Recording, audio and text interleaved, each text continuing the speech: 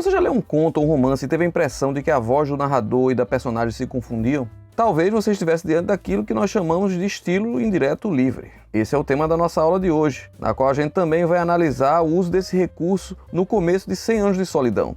Fica comigo!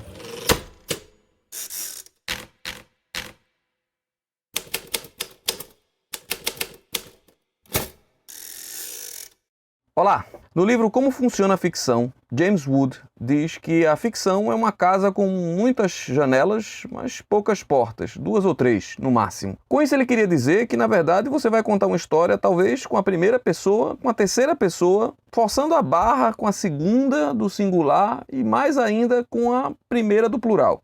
Nada mais do que isso. A narrativa em terceira pessoa é aquela em que normalmente o narrador não vai participar da história como personagem e narra os eventos com algum distanciamento. Esse narrador pode, em tese, assumir 2 perspectivas em função das personagens. Ele pode omitir-se de ter acesso às suas consciências e narrar basicamente aquilo que observa. Seria o narrador observador ou ponto de vista objetivo. No outro extremo, você teria um narrador que sabe exatamente o que se passa na mente das personagens. É o conhecido todo-poderoso narrador onisciente. Mas você deve considerar que essas 2 perspectivas são muito mais 2 polos de um espectro do que 2 faces de uma moeda. Usando a imagem de James Wood, é como se essa porta a que a gente se refere fosse uma porta giratória, a partir da qual o leitor entra no livro por meio de uma das suas múltiplas faces. Isso porque o narrador observador pode ter acesso, por exemplo, à consciência do protagonista, enquanto se omite a ter acesso à consciência dos demais personagens. Por outro lado, o narrador onisciente,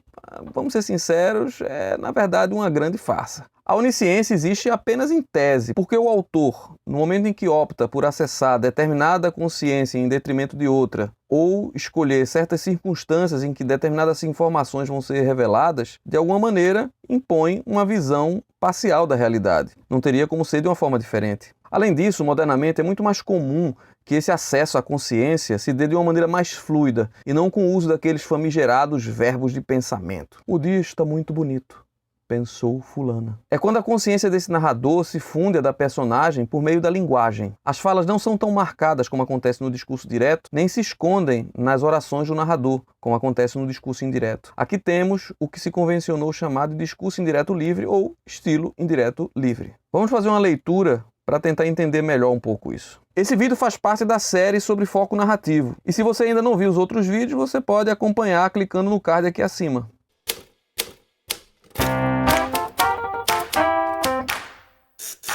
Se você está gostando da aula, não esqueça de curtir aqui embaixo e de se inscrever no canal para receber todas as atualizações toda vez que eu postar um vídeo novo. Antes eu preciso confessar uma coisa para vocês. Eu tenho certa implicância com a terceira pessoa onisciente. Pelo menos aquela terceira pessoa onisciente clássica que se mete na mente da personagem simplesmente para se limitar a informar o que ele sente, o que ele pensa. Mas depois do tempo eu percebi que essa implicância minha só se aplica para má literatura. Autores geniais conseguem fazer um uso brilhante da terceira pessoa onisciente, essa é a verdade. A cena que mais me emocionou na literatura é de um livro que foi escrito em terceira pessoa onisciente. Eu vou revelar que livro é esse no final desse vídeo. Mas o trecho que a gente vai ler agora é do romance 100 Anos de Solidão, de Gabriel Garcia Marques. É justamente o começo do romance. Vamos a ele. Muitos anos depois, diante do pelotão de fuzilamento, o coronel Aureliano Buendia havia de recordar aquela tarde remota em que seu pai o levou para conhecer o gelo.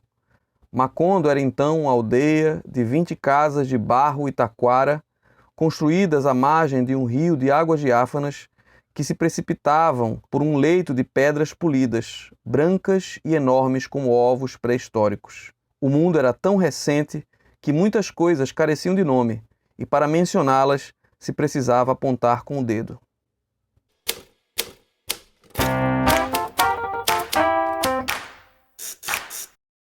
Porque esse é um dos mais sensacionais começos de romance de todos os tempos e é um perfeito exemplo do uso do discurso indireto livre. Fique comigo que eu vou explicar.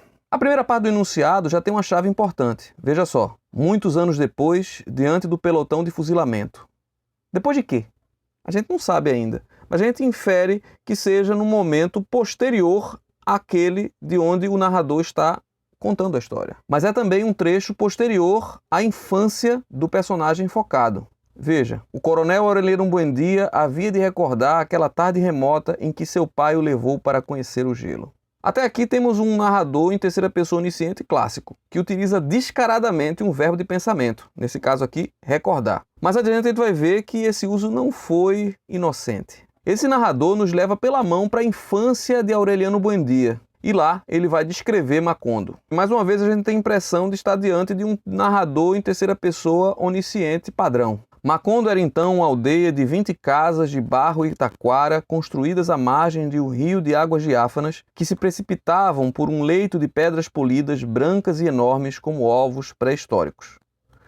Ovos pré-históricos. Esse símile aparece de uma forma muito inocente, ou pelo menos aparentemente. Nele há também uma pista importante. Ele utiliza 3 adjetivos para se referir às pedras.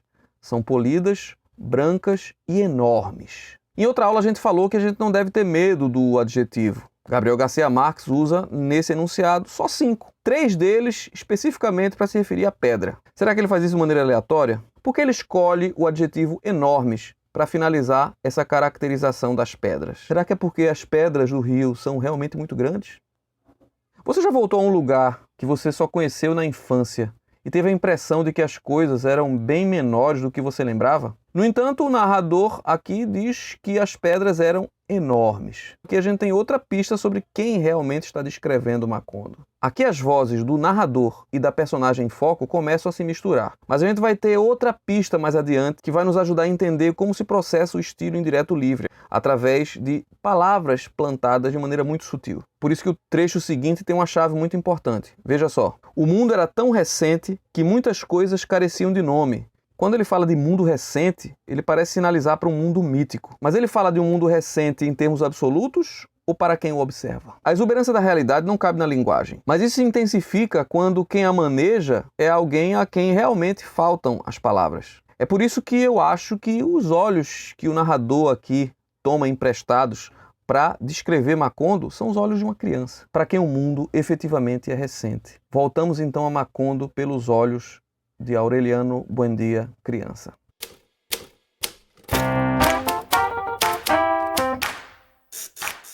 Então veja coisa interessante, o narrador continua vislumbrando a consciência do mesmo personagem desde o começo do parágrafo, ou seja, o coronel Aureliano Buendia. A diferença é que nessa segunda parte ele muda o tempo. Ele sai daquele que seria fuzilado para a criança que vislumbra o dia em que seu pai o levou para conhecer o gelo. Bom, estamos chegando ao final e como a gente viu, o foco narrativo em terceira pessoa onisciente com o estilo indireto livre permite que você mescle a voz do narrador com a do personagem focado. Isso possibilita recursos bem interessantes, como a gente viu nesse começo de 100 anos de solidão, e leva a experiência de leitura a outro patamar. Como sempre, cabe a você decidir se é negócio ter acesso ou não à mente das personagens. Talvez seja o caso de você optar por uma terceira pessoa de visão objetiva. Mas isso fica para outro vídeo. Eu tinha falado no começo que ia revelar qual romance escrito em terceira pessoa onisciente, com estilo indireto livre, tinha a cena que mais me emocionava. É a cena da morte de Baleia, em Vidas Secas. Leia essa cena de novo.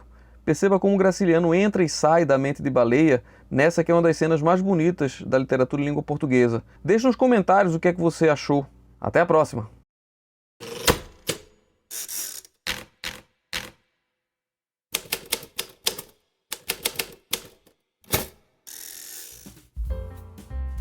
Não, a cena de Baleia, a cena da morte de Baleia é uma das cenas mais bonitas mesmo.